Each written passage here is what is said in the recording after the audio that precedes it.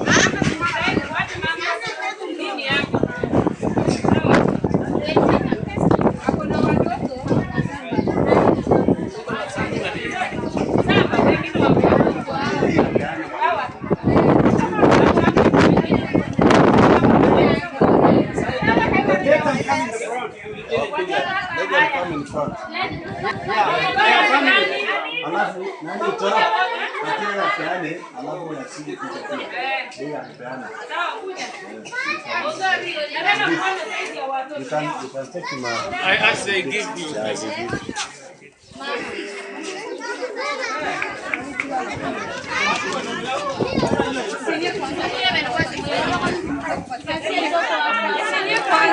Nataka kupiga huyo.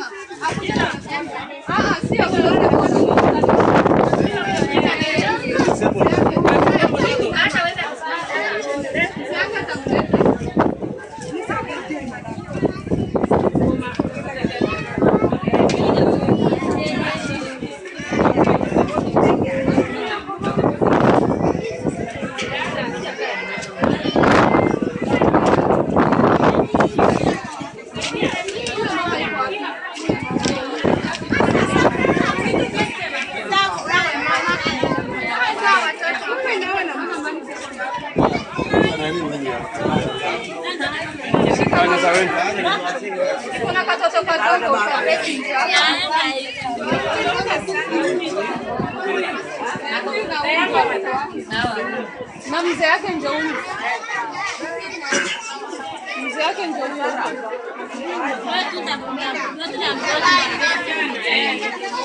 No, this one is the younger one. This one.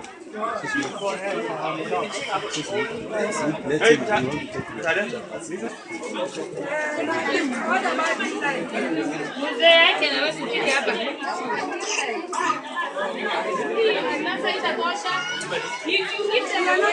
Kadia wako na watoto.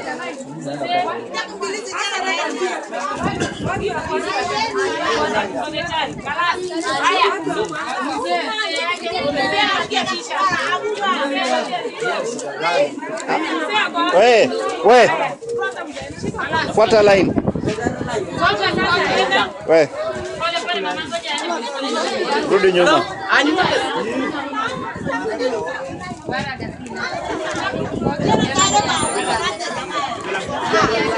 Ah.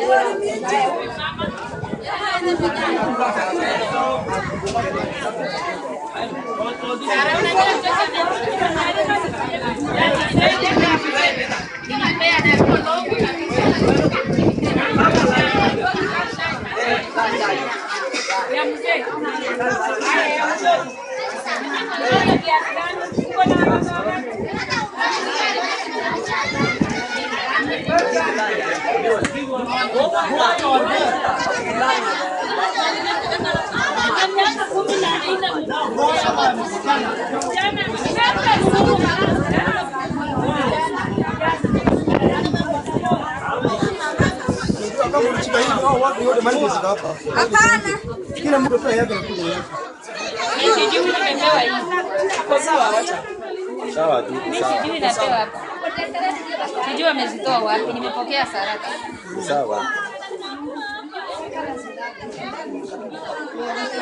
Mhudumie tu hawa kwanza mmalizia, msilete wengine.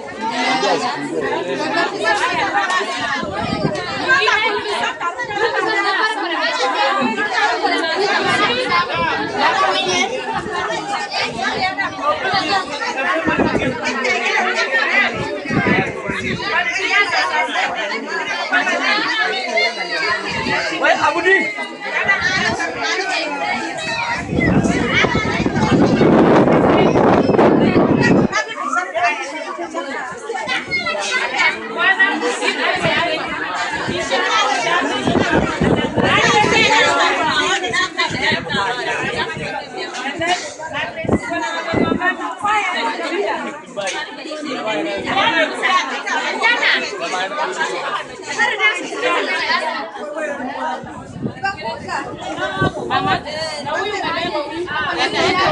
Ukipewa unaenda, sio kurudi hapa. Mama, mtoto wa ile ukipewa tafadhali enda.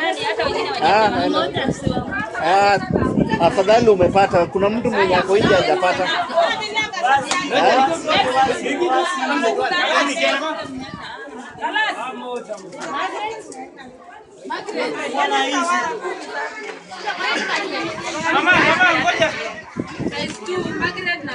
Iko sawa.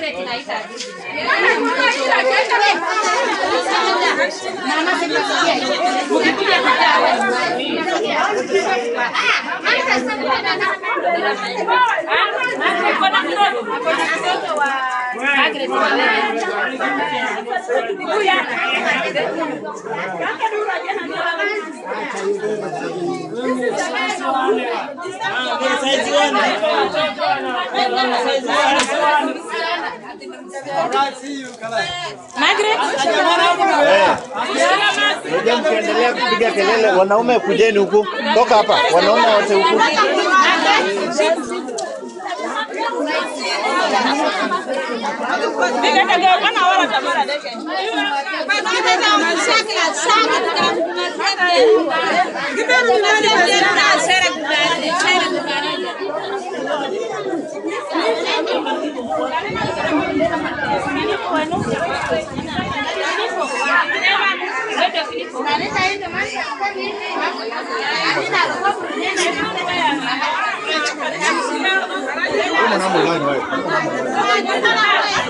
You see, there's another space that we used to come to the fence.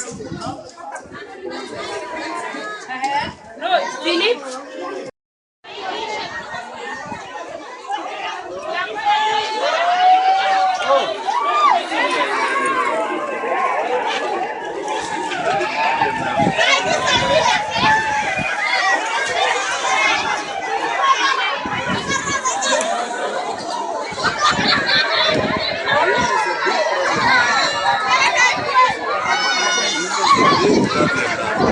We will put them away.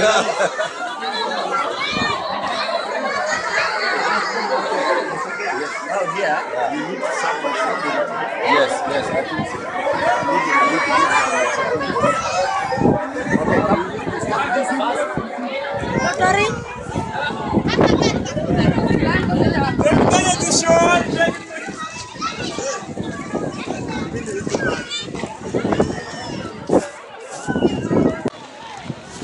She's ready, you can go ahead. Okay, I think on behalf of UNHCR, we would like to share our gratitude to Clothing World Media for the kind of support they've shown. And clearly, it's a need. Go a long way to really support the most vulnerable refugees who are right here in the camp. We've been able to have several discussions, and we are looking forward for more and more support. If you continue behind me, this is just but the few who need this support here. There are many more who are in the camp. There are many more who cannot be able to come here on their own, and we should be able to, with the more support we get, to be able to take to them so that they can benefit. Thank you so much, Paul, and the group, and we wish you all the best. Can you remind us with your name? My name is Robin Liambila, Community Services UNHCR. Thank you, sir. I don't deal with a tip. I need you to get a big amount in the dump. And what I can do, rather than get a telephone. I'm taking the Zumukum and the Fedilukum, but that will do them an hour. Okay? so. We will go back. The staff are going to write the names of those people that will get the clothes. Then it will be distributed slowly without, a lot of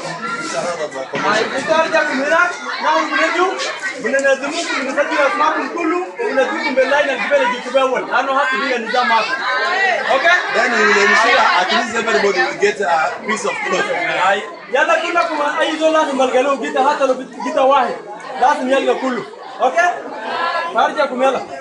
Okay, so you will get it, the staff will register you and you will get the clothes. Kiswahili, tunasema tutarudi, tumeweka nguo, alafu staff watakuja huko kuandika kila jina, alafu watakuja kuita nyinyi hapa na kila mtu atapata nguo. Unaelewa? Hata mmoja atapata. Kwa hivyo sasa mtarudi mahali nyumbani, alafu baadaye watakuja kuandika majina pole. Na kisha mtapata nguo hizo, kila mtu atahakisha amepata nguo. Unaelewana? Sawa. Kwa hivyo sasa mtarudi, alafu mtasaidiwa. Haya. Yeah, this is Kakuma reception center number 1. What we were doing here, we were giving clothes out to the needy people. And you can see the number of the people that are looking for clothes. People, they are just in need of clothes here in Kakuma. We were overrun, and then we have to restore the clothes again. Then we have to do another arrangement how we can distribute the clothes to them. They are in need. And actually, as I see this, it will motivate all of you too, and me as I'm motivated now. We will do more to clothe all these people. These are not the Kakuma, but this is just a reception of the new arrival that just get into the country, and they are in need of clothes. My name is James Bond. I came from US, and I'm the founder for Clothing World Needy People. Clothing World Needy People is going to work with UNHCR and LWF. Then I will give a chance to William to say something and the staff here. Yeah. So welcome now, William. Thank you, Mr. Bal, for coming and bringing this support and help to our people in the reception center here. We want to appreciate your organization for coming and helping. As you can see from my background, there are very many people, but these are just a few people. Others have not even come. Here in the reception center, as at now, we have 2,444 people. And others are still coming from the border of Southern Sudan and Kenya. Others are coming from Great Lakes. Others are coming from Ethiopia, Somalia. As we talk now, there are people coming from Dadaab who are being relocated from Dadaab to Kakuma. We are expecting to have like 13,000 people coming. And as we talk, Kakuma refugee camp have 154,000 refugees that are staying in Kakuma, and 60% or even 70% of this population are in need of clothes. That's why we are saying this support is timely, is in order, and we are requesting this organization to support and to continue supporting the people in need of clothes. We are appreciating this support because of many people require these clothes now. We have stopped the distribution so that the staff are going to put a list in order and they can distribute in a very orderly way. And we want to say thank you so much for this support. Thank you. You're welcome. Thank you. Anyone who wants to add something on? You are highly welcome to the stage. This great lady can talk, you know. Okay, I want to thank you to the Clothing World Needy People for the support that you are giving to the vulnerable people. As you can see from my background, these clothes that we were distributing are just a sample and a showcasing of the support that is being provided by the Clothing World Needy People. And as you can see, everyone wants to be given a cloth. And the clothes that we have now are few. That is why we stopped the distribution, because we are overwhelmed. But this distribution will be done later, whereby the staff will identify the most vulnerable people who need this clothes at the moment. Thank you so much. May you continue to touch the vulnerable people, and may God bless you. Bless the work of your hands. God bless you.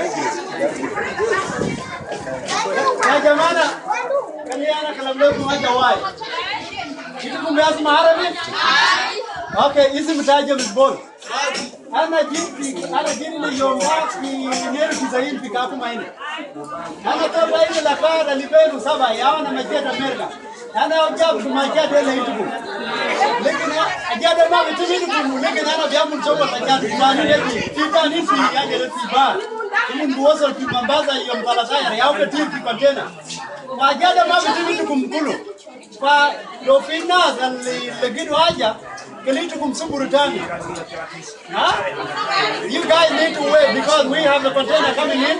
It will be in Mombasa on the 13th. Then I will make the clarification. Then the clothes will come here to the center. Still, LWF and UNHCR, they are going to provide them to you guys. But I will be here on Tuesday. You might I will put the one. Looking your Pinera, I'm a brother in America. Looking at you. Alela de? Ya kumaje da nini de babu tuku tuku mall. Looking now school jamas de. Ya de ya miji la da asa. De ya la ko jamas. Ko jamas de. Da ya da ya da babu tu. De bo di sa de tuku. This ala gele ko. Aga de mala da. Na de mawan ko jamas de di kawan. So na mala ki. Cara cara de bidu aja to. Salat? Yeah. You guys can go back now to where you live, and then if you don't get anything from today, then next time you will get something, okay? That's good. Kalas. Kalas. Nasema yeye alikuwa hapa, alikuwa 1992. Alikuwa anakaa hapa mpaka 2700, alafu naenda Ulaya. Sasa ndio inakuja kuleta hiyo nguo. Nasema iko na nguo lakini hajatosha hawa yote. Lakini iko nguo bado nyuma huko, tutafika hapa tarehe 13 mwezi ya pili. Hii nguo ndio kila mtu anakutana na hii nguo tukumate. Lakini hiyo ni wachache sana. Jua hivyo kila mtu arudi mahali yake huko, sisi tutakuja hapa kama staff kuandika mtu kukamata moja moja mpaka hii zingine ya mingi itakuja ndio kila mtu akamata. Sawa? Rudia huko. Asante. Rudi sasa. There's emotional reaction on both sides tonight, 3 days after President Trump's executive order on refugees. U.S. Senators Deb Fischer and Joni Ernst praised efforts to improve immigrant vetting, but called for more details on his plan. The president stood by the order, which stops immigrants from 7 countries from entering for the next 90 days, and refugees for the next 120. There were protests from coast to coast today after the order left some visa carriers stranded in airports.